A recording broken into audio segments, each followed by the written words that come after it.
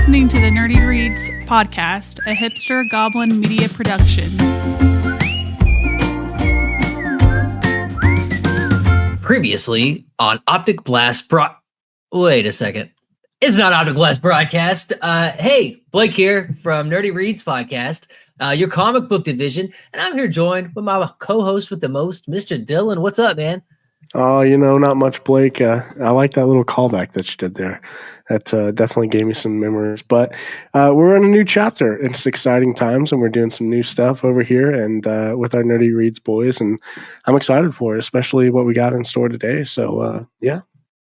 Yeah, man. All right. So, hey, you've seen the trailer. The new Fantastic Four movie trailer is out. I know I saw a little thing about it with the Super Bowl, and right before that, fans have been talking about it a lot, and it got us thinking, hey, kicking back into comic books with Nerdy Reads, let's look into the Fantastic Four. I myself, in all my years of comic book reading, believe it or not, I really haven't read much about the Fantastic Four. They've shown up in a lot of crossovers I've read. I know who they are. I know their origin story, but this is like my first jump in to the Fantastic Four, like reading their solo, their series, which I know that sounds like probably sacrilegious to like old school comic book fans out there, but it's just not a team I ever, really dove into. What about you, Dylan? Yeah, I mean, I'm kind of in the same boat. I'm a strong believer in the early 2000s Fantastic Four movies. I thought they were phenomenal. But as far as the comics, I've really never gotten into them, and so this was definitely an adventure to go on. There was a lot of things I didn't really expect, and a lot of things that I don't know. It was definitely new, and I think coming in from that perspective of either of us, not really diving into these before, I think it was definitely a fun time. So. Yeah, and that's the idea behind this episode. So thanks for tuning in. If you have never read a Fantastic Four comic, or if you are a deep lore Fantastic Four fan, this should be a fun episode for you, either end of the spectrum you fall on, because we looked through the Marvel Unlimited app. Hint, hint, Marvel Unlimited. You can sponsor us at any time. They actually had a thing when you opened up the app, and it was like, hey, I guess they know everybody's looking into the Fantastic Four right now, and they were like, we suggest you read these comics to get to know the Fantastic Four.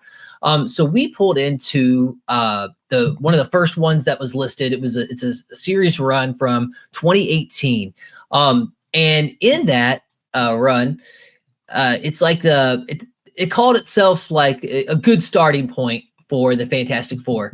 So it's the 2018 run of a Fantastic Four. It is a kind of like a rebirth. There has been a big event in the Marvel universe, and it's like they are now picking back up on the Fantastic Four. Like, hey, where are they now? As you kind of break into the issue, it definitely kicks off with you've just got Thing and Human Torch in New York City, and you don't really have Reed Richards or Invisible Woman. The Fantastic Four is like kind of broken up, I guess you could say, because they're not there. So it kind of I really like how the story kind of opens up like that. Like, hey, what's going on with the Fantastic Four basically is like kind of where it's at. I threw up the cover here. You see Thing, you see Human Torch. I mean, this is a great shot of the Fantastic Four here on it. And it's a cool way to like kick off the comic. It says Fantastic Four is once again the world's greatest comics magazine from comicbook.com is right there on the headline on the top. So that definitely got my attention to be like, okay, they're saying this is the comic that like kicks it back off in 2018, and it really gets Fantastic Four back on the map again. So that's where we started, and that's the issue run, the 2018 run that we jumped in on. Dylan, what's your first thoughts on that, man?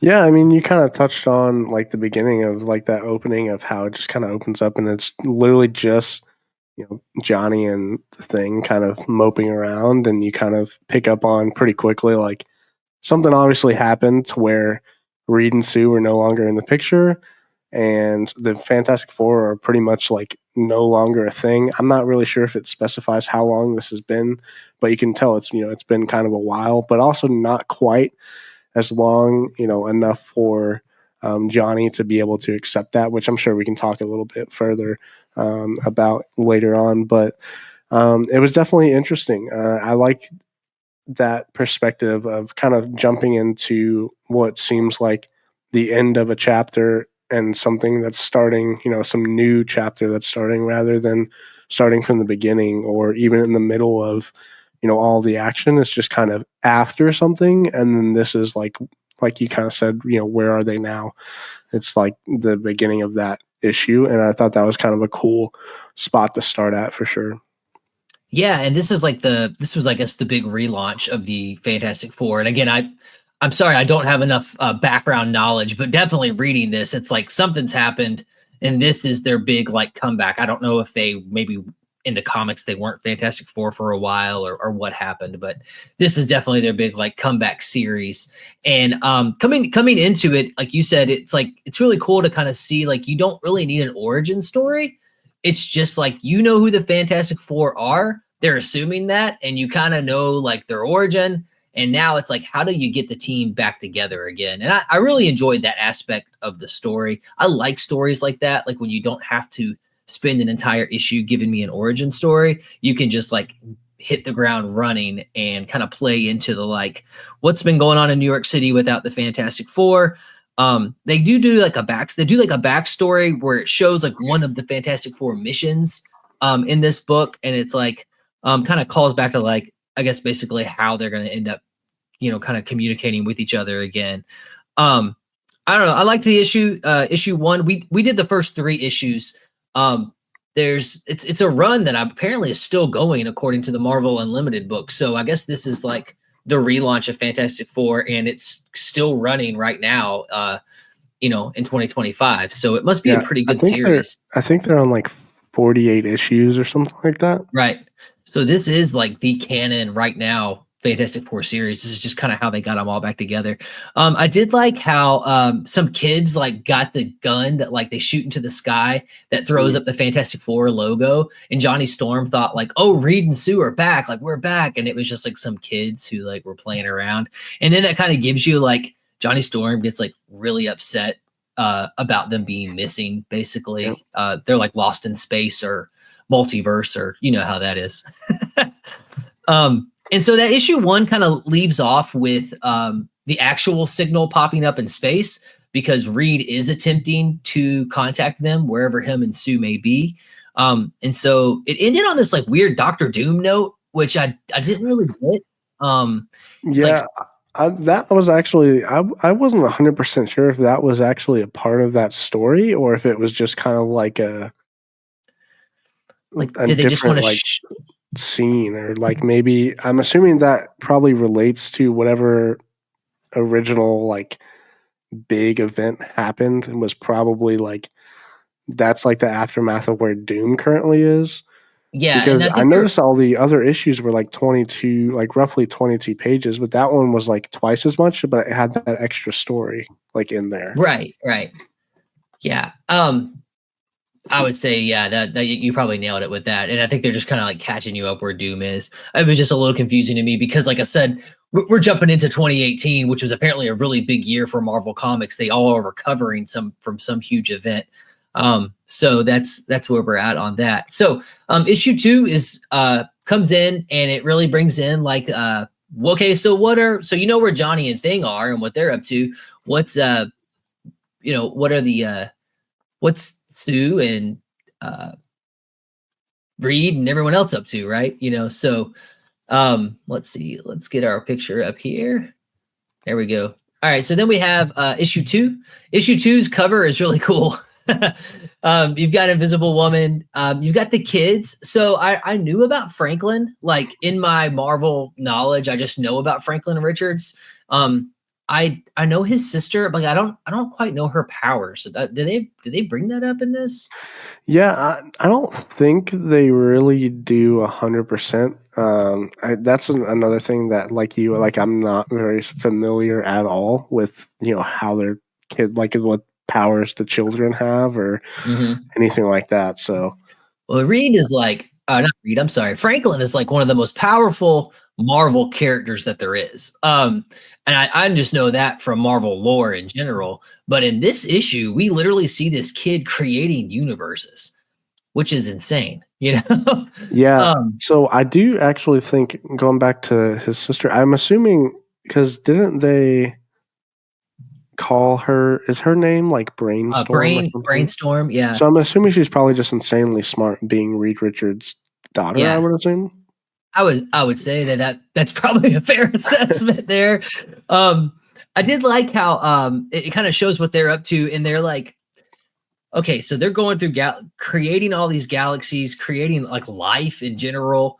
And Franklin is just kind of, it's almost like God level power of creating all these things. So they create galaxies and universes, and then they go and they explore them. And that's what they've been up to. That's like what they're doing, creating galaxies, exploring galaxies. And then it's like Reed and Sue are raising their children, and they're just like doing that. And so it's like they get to be the explorers, but they attract the attention of this entity.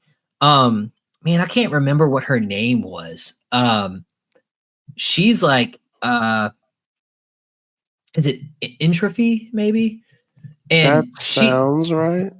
Yeah, she's like this really crazy, the griever of the end of all things or something. You can find like, us on she's YouTube this really like crazy cosmic entity that they've attracted her attention, I guess, from creating galaxies and creating life and like all that. She's like, okay, you're messing with God level stuff. I guess I need to come in here and like balance this stuff out. And so she's like this crazy powerful creature, and they kind of end up battling with her.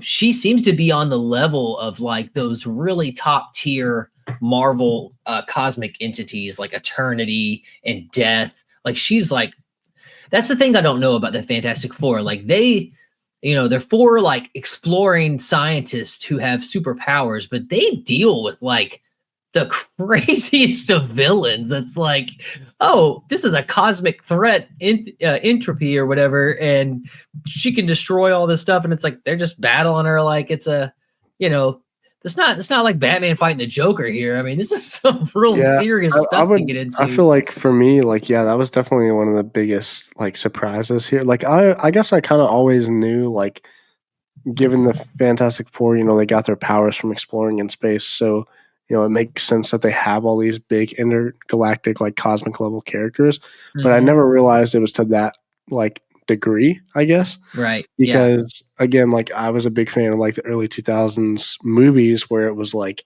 you had Doctor Doom, who was just a normal guy pretty much. But comic level Doom is like top tier. Yeah, so it's like crazy. It's definitely a lot different in the comics versus, you know, watching, you know, really getting all your lore knowledge from, I guess, just the movies. Like, I mean, the biggest thing you see in the movie was Silver Surfer. Like, right. I mean, these are like in the comics, it's like next level. So I feel like from that, you know, really getting to know, I guess, you know, at least some of the villains that they deal with on a day-to-day basis was actually pretty cool in my opinion. Yeah. So. I did like this one scene. I think he ends up calling her like the griever, or she says she's the griever. Like she grieves the loss of all the stuff, and she's just some crazy entity. But there was this like really, I'm gonna see if it'll pick it up. There's like this, her and Reed having like a stare down, and she just got done like completely waxing the whole team. She even killed that one guy, who they didn't even know could be destroyed or whatever. And like Franklin tries to step to her and he gets smacked down, and it's like, dude, who could even mess with her? But I like, she says, to think that this was the great Fantastic Four, the legendary heroes spoken across all the corners of creation.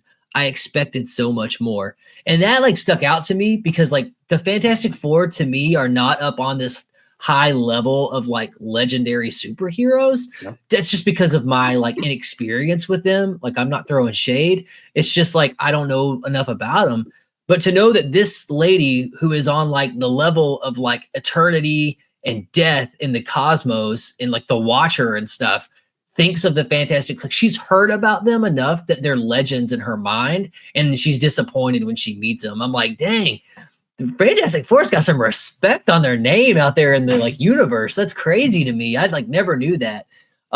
So I do like it. Reed like corrects her though. He's like, no, this is not the Fantastic Four. This is the Future Foundation, which is mostly just children. that they're like, you know, taken through the galaxy to explore. If the rest of my family was here and you had faced all of the Fantastic Four, we would have defeated you easily. And I was thinking like, all right, bro, like whatever, Reed, like this lady, if Thing and Human Torch were there, that's still not going to change anything, like in my head. But I thought that was really clever of him to kind of trick her into a bigger battle, because like he was using his smarts to know that she'll be like, okay, well then let me fight all the Fantastic Four. And I thought that was kind of like a cool way to show off Reed's intelligence, you know? Yeah. Because that's actually his superpower. I mean, he can stretch and like he's Mr. Fantastic, but like Reed Richards' brain, like even with my inexperience of Fantastic Four, like I know that his brain is like top level in the Marvel universe. So like that kind of was cool to like show that off. So he ends up being like basically saying like, yeah, okay, I'll bring the whole family. And I like this shot because he's like my extended family. And it's literally anyone who's ever been in the Fantastic Four, he summons and like uses her teleport thing to get them there. So it's like not just Thing and Human Torch. It's like literally anybody who's ever been part of the team. And so that was to me super cool because I didn't know all these people had been in the Fantastic Four at some point in time, you know. And then that leads us into issue 3. So which I thought was like my favorite of all 3 of them. I mean, they've all been really fun, but issue 3 was really cool. Let me throw up the screen of that because that cover is really cool. Here we go. All right. So yeah, on the Fantastic Four, like issue 3, you've got like all these different people who have been a member of Fantastic Four at some point. So it's like really cool. You have like Black Panther, Luke Cage, She-Hulk, Hulk, Storm, Ant-Man. Like I didn't know these people had been in the Fantastic Four, you know, Ghost Rider, Medusa. Like it's just a really neat. You can't forget about old Peter Parker back there. Dude, and you can't. I'm saving the best for last. And you got Spidey, bro. Like I knew he was in the Fantastic Four multiple times. And like him and Human Torch have a really cool friendship, and like that's one thing that I do like about Fantastic Four that I do know about is like Human Torch. I know a lot about him because he shows up in Spider-Man comics a lot, and him and they were roommates at one point when I was reading a story arc of them. So like. I know a lot about Human Torch and like I know some about Fantastic Four by proxy, but Spider-Man definitely helps me a little bit to kind of get into that New York City superhero team, right? I think it's like a really good, I guess like what I would say is like this little series of these 3 comics, which I'm going to keep reading them. Like if that says anything, like I'm going to keep continuing and going through because like it got my attention. I like it. I'll be honest, I came into this kind of like I'm not the biggest Fantastic Four fan. But I'm liking it and I'm having fun with it. And it's on the Marvel Unlimited app. And they already got my attention with like the like, where are they now? What kind of happened to break them up and how we're going to get the band back together vibe. I just like that kind of vibe. So that really, to me, was like a really cool series. Issue 3 is like, the whole Fantastic Four extended family working together to figure out how to beat this cosmic entity. You know, there is a really like kind of cool moment that I thought where they all just the 4 like are together in a panel and they have like a group hug and they're like all crying because they haven't seen each other. And I guess like the way it works in their multiverses is like they've only been gone for like maybe I forgot what he says like they haven't, it's like, seems like, here it is. It says it's only been a year for you since we've been gone, but we've been jumping around in time too. This is Sue saying this to Johnny. We haven't seen you in half a decade. So it's been 5 years for Sue and Reed. Crazy. And it was only been about a year for them. And so then they're like, whoa, then the kids have to, because the kids were like little when they left. And now they're like teenagers or, well, at least Franklin seems to be like a late maybe early teen, you know, in it. But yeah, oh yeah, there's the group hug. I thought that was pretty sweet. Fantastic Four rep. So it definitely plays on the family. You definitely feel they're a family in this. Having the younger kids, when the kids see Ben and Johnny, it's like a really cool moment because they haven't seen their uncles in forever, you know? 5 years apparently, according to Sue. But yeah, I did like there was like a really cool part where like they're trying to like Franklin apparently is like he's him, and and they're trying to like pep talk Franklin, like, dude, you've got all of us here with you, like you can do this, you can take her down. And like Spider-Man's like, hold on, guys, I got this. And he's like, listen, with great power comes, and like Thing comes in and is like, no, get out of the way. It's not time for like great power and great responsibility. I got this, kid. And I really like that scene because it's just like him kind of sitting Spider-Man to the side. You just like picked him up like a little bug and just said, yeah, you get over here. Yeah, he's like, Frank, you don't pay attention to this, Yuts. Yuts. You gotta love the Thing. You know, listen to your Uncle Ben. But yeah, it's cool to see Thing. They have a really great, like, it's clobbering time when they just like deck that chick. Anytime it says it's clobbering time, that's like, if you would have asked me before I started reading this series, do you like the Fantastic Four? Is there anything cool about the Fantastic Four? I would have said Human Torch is cool, and having a catchphrase of it's clobbering time is cool. Other than that, I'm not too much into it, but I'm getting into it now. I think I'm starting to understand the appeal of the Fantastic Four. Thanks for reading this series. It's a great introduction to them. With the new movie and everything coming out, I figure there's probably a lot of people like us who are like, you know what, I'm going to give a Fantastic Four a shot. And I think that's this is a good area to start. Apparently, this is the current run that they're still using. It's been rocking since 2018. This is a good place to jump in. And plus, you get to see all these other characters that you already know. So it's kind of a cool introduction. It's like, all right, Spider-Man can help break the ice here between me and the Fantastic Four, right? Yeah, it definitely gets you your attention by having all those characters cross over with them, I think, for sure. Yeah. But yeah, I would highly recommend it. I think it's a good little series, a good run. Like I said, I'm going to continue to keep reading it.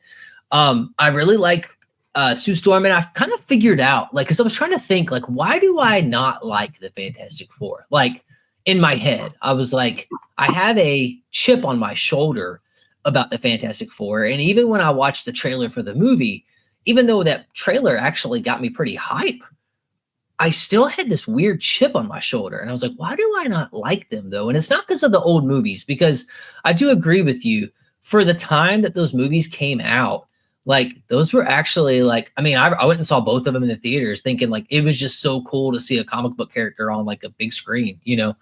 It's not the movies. I figured it out. I was thinking about it today. The reason that I think I have a chip on my shoulder is because my first introduction to the Fantastic Four reading in comics was the Civil War series. And in Civil War, they don't paint Reed Richards in a very good light. He creates a clone of Thor that kills Goliath. He like basically plays God.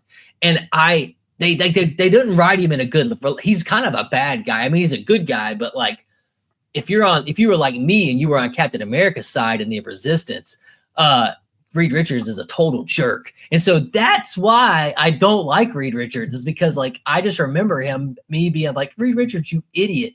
And then I remember Sue in Civil War leaving him because he did that. And like she bounced on him and went and joined the Resistance side. And I remember thinking like, dude, Sue's awesome for that. Like not putting up with her husband's crap. Like, so that like, it took me a while to figure out like, why in the world do I not like, there's nothing, they didn't do anything to me, but that's what it was. It was the Civil War. That's what me not liking them. That's crazy. We really need to get into Civil War because I have not read it. So, well, I think that should be the next run we do. We'll do a Civil War, do the Civil War like, you know, mini series. We'll kind of hit each issue, and we'll make an episode off of each issue, and we'll jump through Civil War. And there's 7 main issues and a billion side issues, but we'll just hit the 7 main. It's a great story, one of the greatest in all comic books, honestly.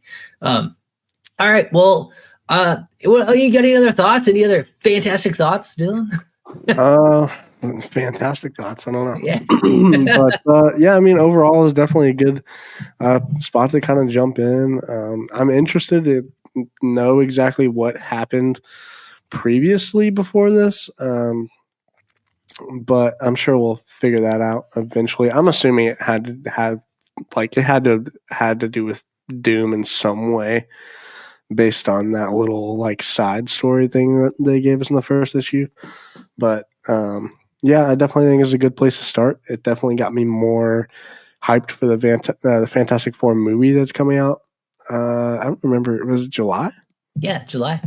Yeah. So Yeah. I'm definitely hyped for that. I will say about the movie, I don't know. I'm a Pedro Pascal stan. Okay. I don't know about Reed Richards though. I don't know about like, he doesn't give me nerd vibes. He's too cool to be a nerd, dude. Exactly. Like you just see him and you're like that's the Mandalorian right there. He's not a nerd. Yeah. So that's he's an actor. Maybe he could pull it off for us. Yeah. I have read like a lot of cool theories about why they're trapped in the 60s Silver Age, and like if any of that is true, like I'm here for it 100%. Like I think that's a cool idea. That like the theory that I read was like they're actually from our universe or this, the MCU, but they were traveling and they ended up in that universe, and then that's where they got their powers and everything. And then Reed is trying to get them back home in the MCU. And like maybe Doom follows them back or something. I don't know. Who knows? Hey, also coming up, Captain America comes out this weekend. So I don't know. This will air next week. So Captain America will have been out. It's not getting the great of reviews, but I do not care. If your biggest complaint of the movie that I've read is like, this movie is too much like Winter Soldier. Bro, Winter Soldier is one of the most awesome MCU movies there is. So, I mean, I'm still going to go check that out. Plus, I really liked the Falcon and Winter Soldier series. And so I'm excited to see what they do with it. Red Hulk on the big screen. I think the MCU is coming back, Dylan, and I'm excited to go check that out. Yeah, I agree. I'm excited to go check it out as well, and I'm sure we'll let you guys know our thoughts on it. Yeah, absolutely. All right. Well, hey, thanks for joining us. Definitely check this out, you new Fantastic Four fans out there. Hey, if you play Marvel Rivals, Human Torch and Thing are coming very soon. Mr. Fantastic and Invisible Woman are already on there, so you can be all four members of the Fantastic Four very soon on Marvel Rivals. I pretty much always plug Marvel Rivals. This is like the only video game I'm playing right now, and it's all about comic book characters and hero shooters. So anyway, all right. Well, I guess it's clobbering time or something. I don't know. We're going to get out of here. And well, join us next time. We're going to go into Civil War issue 1. We're going to talk about it. It's Dylan's first time on this rodeo, and I will go back on that story anytime I have a chance to talk about how right Captain America was in the whole situation. All right. Well, this has been Nerdy Reads Podcast, your comic book corner. Over and out.